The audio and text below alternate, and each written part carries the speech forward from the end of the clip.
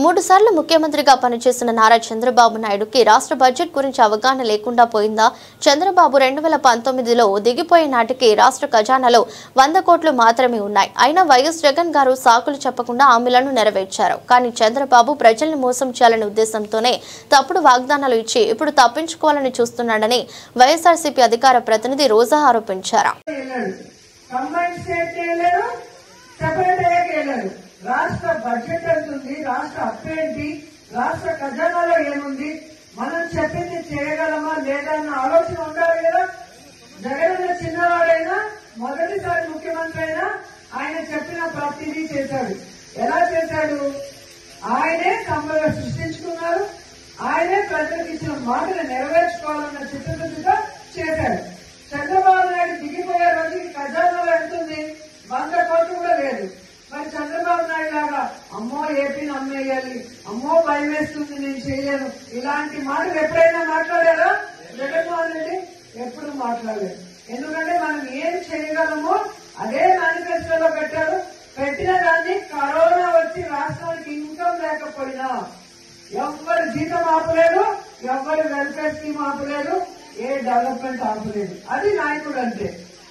ప్రజల్ని మోసం చేయాలని కంకణం కట్టుకొని మేనిఫెస్టోలో అబద్దాలు పెట్టి ఈ రోజు పిచ్చి మాటలు మాట్లాడుతూ తప్పించుకోవాలనుకున్న చంద్రబాబు నాయుడిని, పవన్ కళ్యాణ్ ని చీటింగ్ కేసు కింద లోపల పెట్టేంత వరకు వైఎస్ఆర్సీపీ వాళ్ళందరూ కూడా పోరాడాలి.